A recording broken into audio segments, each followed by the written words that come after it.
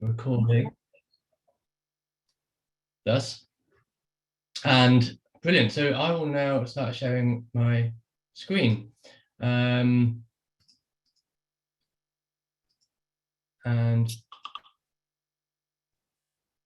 there we go. Can I get some thumbs up if you can see something that I'm sharing? Brilliant. You should be able to see this history and evolution of psychological safety.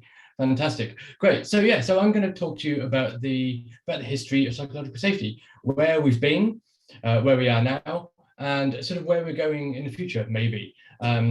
If you've got thoughts or questions or comments, feel free to stick them in the chat and debate in the chat in there while we're going through it. This should be around 25 minutes, maximum half an hour, and we'll come back to some of those questions if we want to in the Lean Coffee session afterwards. And again, as I said earlier, please do feel free to take screenshots and stuff and share on social media.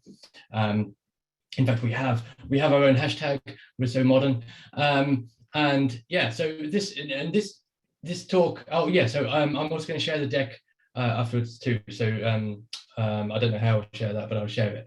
And so this talk takes us from sort of the 1960s ish, the first sort of mention of psychological safety, through the manufacturing revolution of the 1980s, renewed interest in psychological safety in the 1990s, tech revolution, and stuff like that, and examines where we are now and where we're going in the future. And so, yeah, so this is actually, yeah, so much of this talk is actually informed by Amy Edmondson, and I really hope I pronounced this right, Psych Lee's paper on the history of psychological safety, this paper. Amy Edmondson, I'm sure you all know of. Dr. Psych Lee is an associate professor of applied behavior science and the director of the Center for Applied Research at the Geraghty Business School of Pepperdine University in Malibu.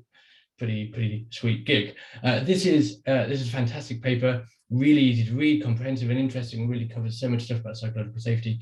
If you've got an academic account, you can access this through your normal portal, but I think Google Scholar also points to an open access version somewhere. I should also say that I'm absolutely certain that parts of this talk are wrong. I just don't know which parts they are. So I apologize in advance for any mistakes and errors, and if they get highlighted, then I'll do my best to correct them if they surface. So yeah, so we're going to start in 1965, and this is from Dr. Edmondson's and Dr. Zeke's paper. So MIT professors Edgar Schein and Warren Bennis were studying organizational change in the book Personal and Organizational Change Through Group Methods, and argued that psychological safety was essential for making people feel secure and capable of changing their behavior in response to shifting organizational challenges. Both Warren Bennis and Edgar Schein are kind of big deals in organizational culture realms, and Schein is now about 93 years old, I think. His dad, Marcel, was also a professor in physics, though. This is their definition of psychological safety. Psychological safety reduces a person's anxiety about being basically accepted and worthwhile. Oh, and I've managed to find a first edition copy of this book, and it's on its way to me from some obscure bookstore in Dallas, Texas. Schein, Edgar Schein, later argued that psychological safety helps people overcome the defensiveness, the learning anxiety that occurs when they're presented with data and evidence that contradicts their expectations or hopes. With psychological safety, he argued, individuals are free to focus on collective goals and problem prevention rather than on self-protection. And the point here is, like, where do you spend your psychological energy? Because it's limited. So psychological safety allows you to spend it in the valuable spaces. The 1960s, when this came out, were really a time of a catalyst for an increased interest in organizational psychology, largely thanks to Schein and Bennis's work. Subsequently to this, though, psychological safety as a standalone term kind of languished for many years, though Schein later developed the now well-known model of organizational culture. These artifacts espouse values and underlying beliefs. This was later in the 1980s, basically when everything in sociology appeared to have to be some kind of pyramid or triangle, like Maslow's or Lencioni's, and everything else that was a triangle. Now, if we skip forward, so from the 60s, we're skipping forward quite fast into 1982, into W.E. Deming, William Edwards Deming, famous for his system of profound knowledge, the PDSA cycle, which is kind of the Walter Stewart cycle, but Deming started using it and everyone started calling it the Deming cycle, and then people started to call it the PDCA cycle. Deming is the father of lean. So for those of you who are familiar with lean and efficiency and wastes and mooders and things like that, and he wrote the 14 points of management in this book Out of the Crisis, published in 1982. And point 8 is his point about reducing fear of interpersonal risk-taking. And this is key. He says, drive out fear so that everyone may work effectively for the company. Now, Deming knew psychological safety was key to organizational performance. He just didn't use the term because it wasn't a known term at all, really. And this highlights a growing change in sentiment at the time in management and organizational thinking, away from reductionist and Taylorist views of workers towards a more progressive paradigm of empowerment and engagement to improve business outcomes. Deming also wrote in the New Economics in 1994. So in New Economics in 1994, he wrote, wherever there is fear, there will be wrong figures. And his point there is, like, there's very little point in measuring and being data-driven and doing analysis and making decisions based upon data if the figures are wrong in the first place. And if people don't feel psychologically safe, those figures will be wrong. For anyone familiar with Campbell's law or Goodhart's law, we're essentially kind of addressing similar kinds of effects in that space. Now, shortly after Deming wrote Out of the Crisis came an actual big crisis. This is an example of safety culture, or a lack of safety culture. And this is the Soviet Union in 1986. This is Chernobyl. I think it's actually Ukraine. And that culture, the culture in the plant and in Soviet Union in general was a strict hierarchy, observation of authority and blame for mistakes. And fundamentally, that's what caused this incident. But the plant itself had an unsafe design, a really unsafe design. And in fact, the official findings state that the design parameters of the RBM K1000 reactor violated safety standards and regulations so seriously that it could only be operated in a country where there was an inadequate safety culture. Now, on the day of the disaster, a safety test was carried out to simulate a power cut to the operational controls of the plant. And this had been run, or attempted to be run, many times previously. And on this occasion, it was delayed, and a second shift team came on, and they were less familiar with the system, with the operating controls, but they couldn't raise their concerns because they didn't have a safety culture. They didn't have psychological safety. They didn't feel they could say to their bosses, we're not quite sure how to do this, because they knew they'd get blamed for mistakes or just get told to do it. Now, the test was executed, it went wrong, and it led to a catastrophic series of events culminating in 2 explosions, one steam explosion that destroyed the reactor, and one second nuclear explosion that killed 31 people directly on the day. But it's estimated that 4,000 people have died as a result of this disaster, all fundamentally because engineers didn't feel safe enough to raise concerns. And so from Chernobyl, a lack of psychological safety in Chernobyl, to 1988, like a year or two after, and the positive side of a good deal of psychological safety. This, many of you may be familiar with, or it might be a new thing to you. This is called the Andon cord, and this is part of the Toyota production system created by Taiicho Ohno. And what the Andon cord does is when someone pulls it, it stops the production line. Actually, it doesn't nowadays, but it did at the time, and the same principle is still used. Now, Taiicho Ohno, creator of the Toyota production system, this concept, the Andon cord, is the concept of jidoka, the idea that stopping the system when a defect is detected means you get an immediate opportunity for improvement and the ability to find the root cause of a problem, as opposed to letting the defect move further down the line, be left unresolved, and end up in a fully defective product like a car. So this is kind of I like to think of this as a physical manifestation of psychological safety.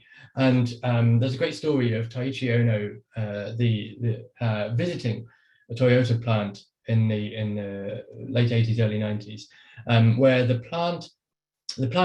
managers of the plant were, so the rate of pulls of the cord had gone down from about 1,500 times a month. That's how often this is pulled. Down from about 1,500 times a month down to about 500, and the management were really proud of this fact. So they were sitting in the boardroom and they're telling Ohno that we've got the rate of pulls down from 1,500 to just 500 a month, and we're still going to get it down lower. Ohno was devastated, and he said, "This is awful. This is terrible. What is going wrong? What is the problem in the business? What's going on? What's wrong?" And so they went down to have a look. They went to the factory floor, the manufacturing production lines, and they were looking around, and Ohno was trying to work out what is going wrong here. Why aren't people pulling the cord when there's an opportunity to improve something? And he saw a guy trying to fit a light cluster to the back of a car, and this guy was having a bit of trouble. It wasn't going on quite right. But this guy wasn't pulling the cord, and it's exactly what he should have done.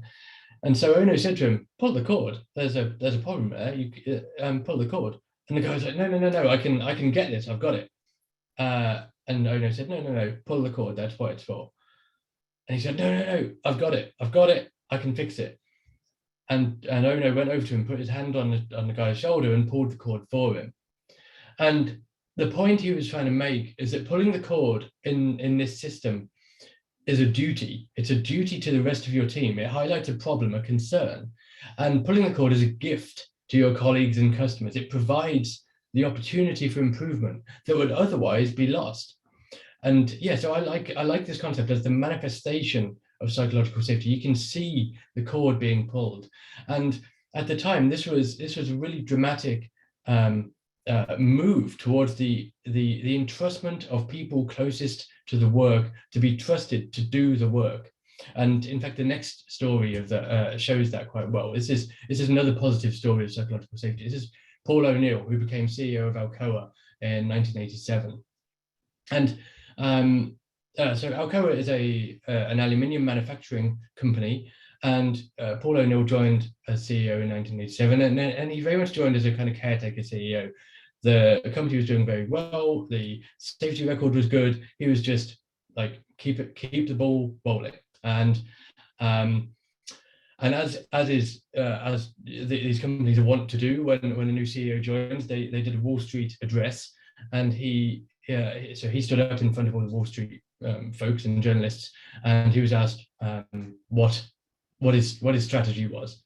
And everyone's expecting him to talk about financial performance and price to earnings ratio and share value and stuff like that. But instead, he said, "I intend to make Alcoa the safest company in America.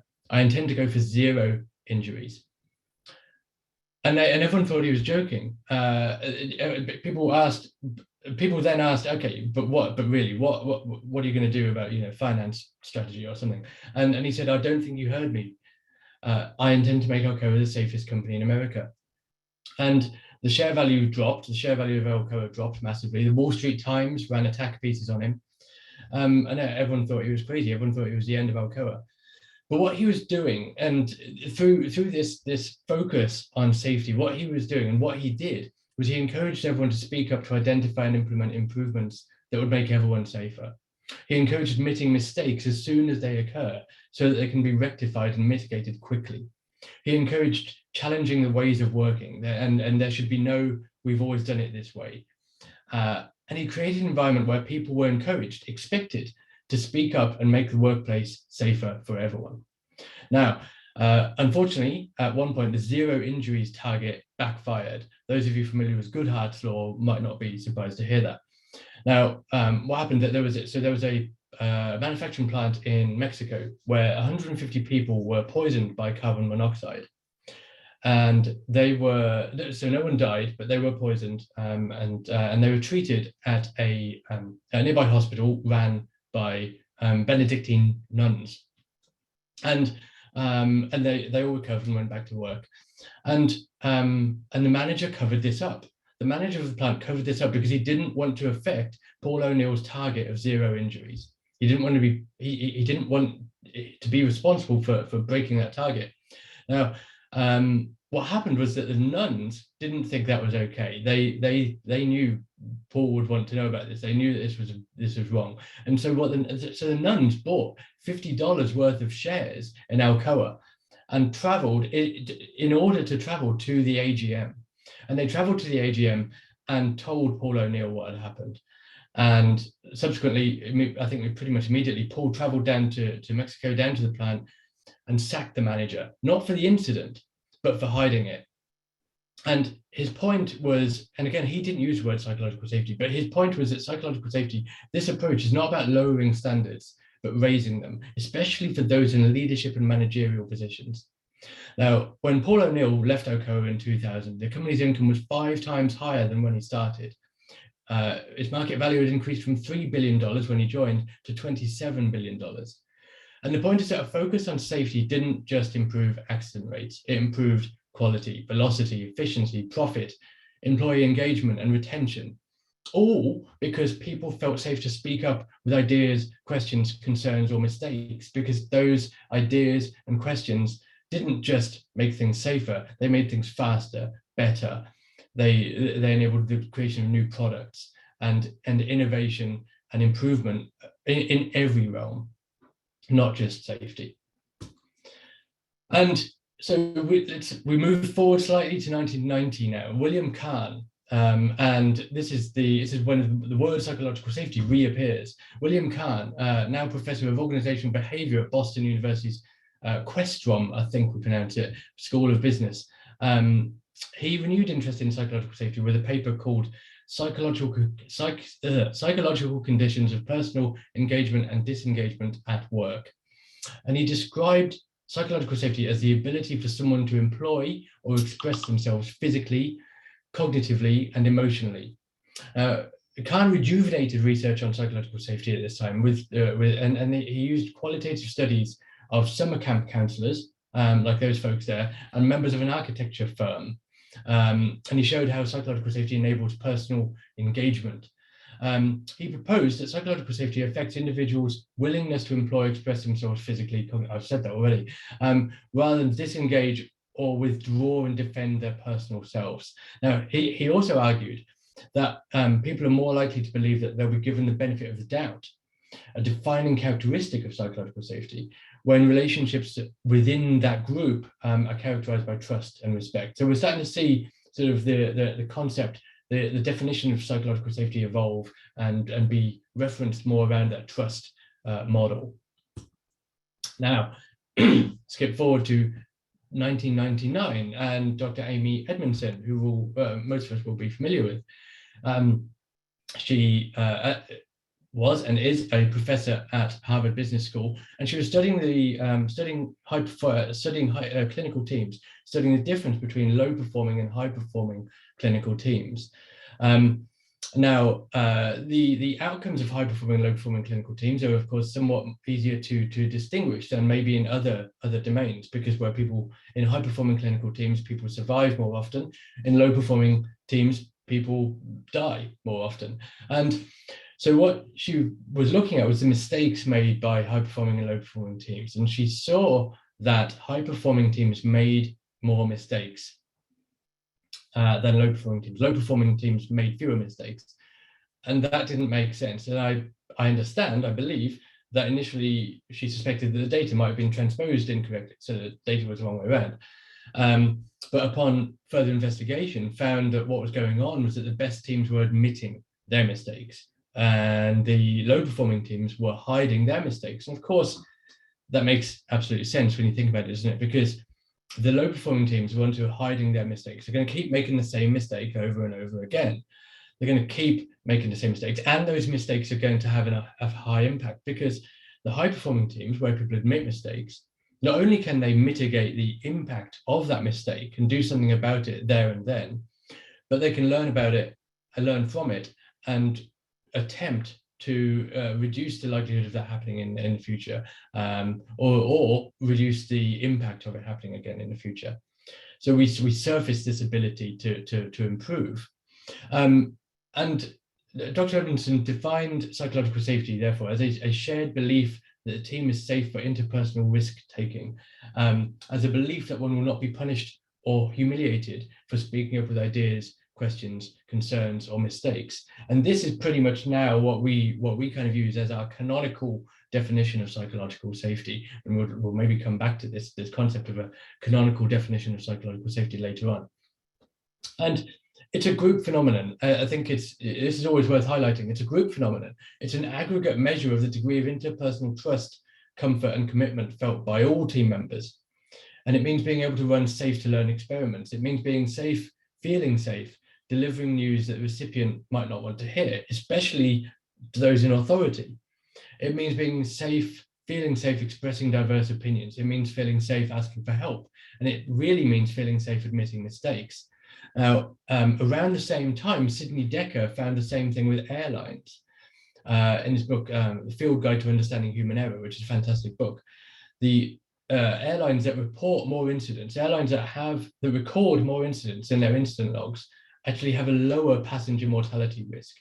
And there's this interesting inverse correlation between the number of incidents reported, the honesty, the willingness to take on that conversation about what might go wrong, and things actually going wrong. And then, yeah, so moving from 1999 to 2013, there's like this quite big gap here. But this is from Google's Project Aristotle. Research into, and they were researching what makes their own teams high performing and low performing. This is a project led by Julia Rozovsky. And it's called Aristotle because of the quotation, whole is greater than the sum of its parts. Now, Google is so big they can study themselves, which is mad. And they were studying, so they found these 4 factors. They found impact, meaning, structure and clarity, and dependability. They knew that these 4 factors were really important for high performing teams. Team members need to know that their work matters. They need to feel some sort of meaning to their work. They need to have structure and clarity and understand what their responsibilities and goals are. And they need to be able to depend on each other. You know, otherwise we're just a bunch of people acting individually. So these 4 factors are really important, but they knew something was missing because teams that possessed these 4 factors still had differences in their levels of performance. And one of the people on the team found Amy Edmondson's paper from 1999 and used Amy's methods to measure psychological safety, and discovered and showed that the number one, the foundation factor, the keystone for high performing teams was psychological safety. That is to say that all high performing teams in Google possessed high degrees of psychological safety, and the low performing teams possessed very little indeed. And there's more evidence still, particularly in the realm of technology. These are from the State of DevOps reports over the past 8 years or so. And now there's 2 a year, and I don't really understand why. The first mention of psychological safety is in the 2017 report. But this is from the 2019 report. And this shows, and they found that a culture of psychological safety not only aids individual team performance, in this case, software development teams, but it also aids organizational performance. And this is what Dr. Edmondson calls a learning organization. And in fact, shortly after this, in 2018, Dr. Edmondson published the Fearless Organization, focused on psychological safety in the workplace. And this is a great sketch note. I love this from Amelia Crabtree, and describing everything that's in the Fearless Organization. If you haven't read this book, then I would strongly recommend you do so. It's absolutely fantastic. Has great examples of failures that have occurred through a lack of safety, successes that have occurred at least partly due to its presence, and practical examples of how to go about building psychological safety in teams. So now we know what psychological safety is. We have a consensus, a reasonable consensus on the term psychological safety is a belief that one will not be punished or humiliated for speaking up with ideas, questions, concerns, or mistakes. We know it's important for high-performing teams, thanks to Julia Rozovsky's team at Google. We know the DevOps reports show the same things. And there's a whole bunch of academic research over the past few years. If you just type psychological safety into Google Scholar, you will be swamped with results. And most of them just in the past few years alone. And we also know about, thanks to this book, we know about how to go about creating it in the workplace and in other contexts too. And indeed, that is not just thanks to Amy Edmondson's work, but it's thanks to many great practitioners, including all you folks on this call. And which leads me to this, actually. 8 out of these 9 books were published in just the past 2 years. And the point I'm trying to make here is that psychological safety is becoming part of the lexicon of leadership and management. In fact, when I first started doing talks on psychological safety back in 2018, hardly anyone had heard of it. It was a brand new term for most people in the room. Now, almost everyone's heard of it, even though sometimes we might get a bit fast and loose with the definition. And this, I find, is a really interesting indicator of where we are now. This is a screenshot from Google Trends. I love Google Trends. It's Google Trends shows you how often a phrase or term has been searched for in Google, and it goes back to 2008.